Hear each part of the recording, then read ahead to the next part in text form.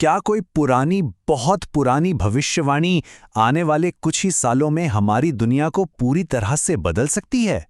आज हम बात करेंगे कल्कि अवतार की और साल 2026 के साथ उसके रहस्यमयी कनेक्शन की। तो चलिए, आज इसी दिलचस्प गुत्थी को सुलझाने की कोशिश करते हैं। तो जो सबसे बड़ा सवाल है वो ये है कि 2026 क्या वो बस एक और साल होगा कैलेंडर पर, या फिर ये उस बड़े बदलाव की शुरुआत है जिसका इंतजार शायद हम सबको है?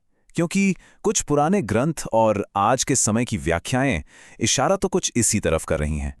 अच्छा, इस पूरी भविष्यवाणी की जड़ तक पहुंचने के लिए ना हमें पहले समय को लेकर अपनी आज की सोच को थोड़ा साइड में रखना होगा। क्योंकि देखिए, प्राचीन भारतीय दर्शन कहता है कि समय वो सीधी लकीर में नहीं चलता, नहीं, वो तो एक पहिए की तरह है जो घूमता रहता है।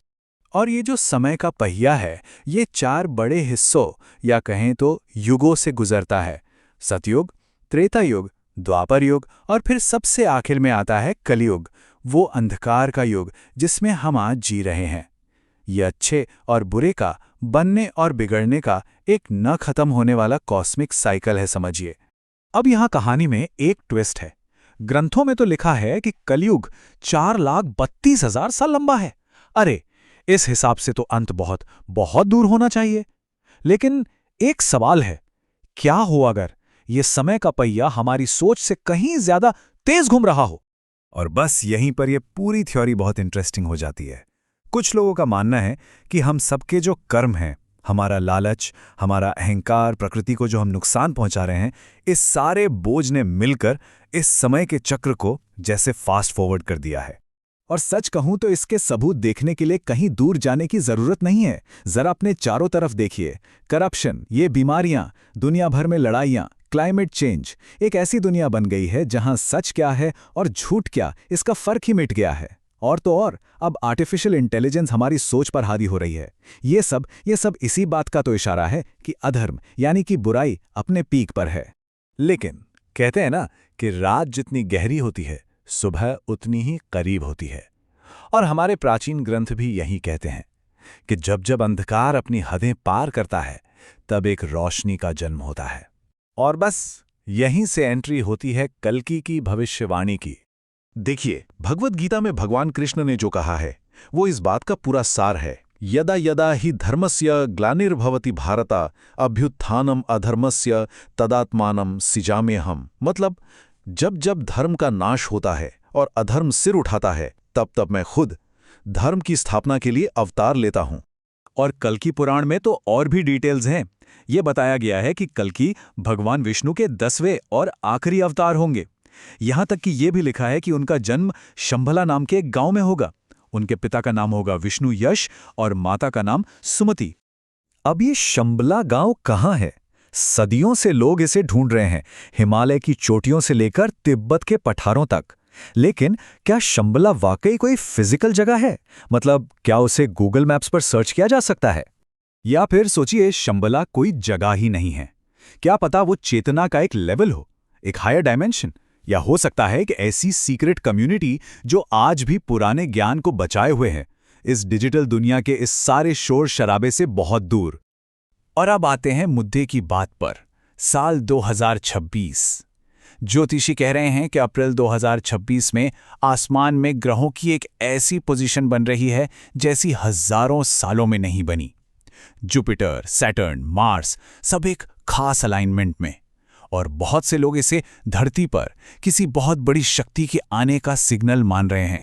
तो सोचिए जरा, अगर कल्कि आज के इस मॉडर्न जमाने में आते हैं तो वो कैसे दिखेंगे? क्या वो सच में एक घोड़े पर सवार होकर आएंगे, हाथ में तलवार लेकर? या फिर इन पुराने सिंबल्स का आज के दौर में कोई बिल्कुल अलग मतलब है?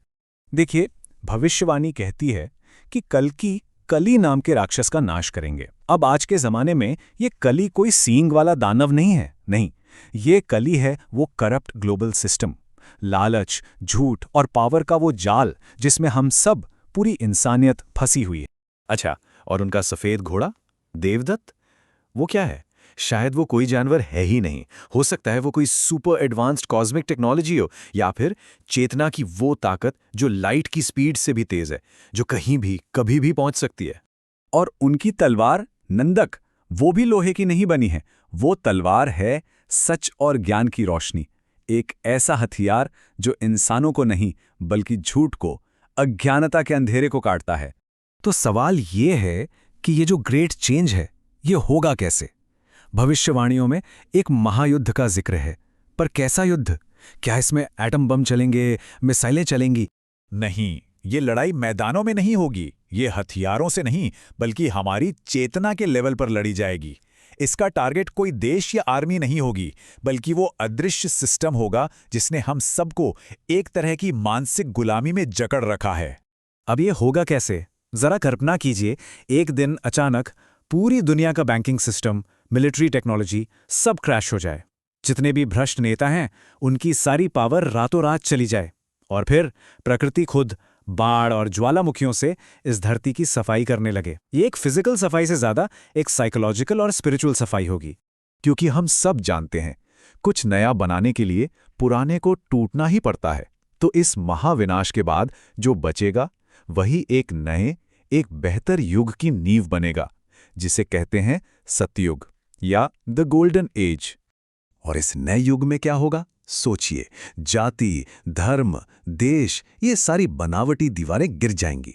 इंसान प्रकृति से दोबारा जुड़ जाएगा, और हमारे मन के अंदर का जो जहर है ना, डर, लालच, नफरत, ये सब हमेशा हमेशा के लिए खत्म हो जाएगा। तो आखिर में असली सवाल ये नहीं है कि कल्कि कब आएंगे या 2026 में क्या होगा। नहीं, असली सवाल ये है कि जब वो बदलाव का पल आएगा तब हम सब कहाँ खड़े होंगे? क्या हम उसी पुरानी सड़ी गली व्यवस्था से चिपके रहेंगे, या फिर हम सच और इंसानियत के साथ खड़े होकर एक नई सुबह का स्वागत करने के लिए तैयार होंगे? फैसला हमारा है, और सोचने का वक्त बस अभी है।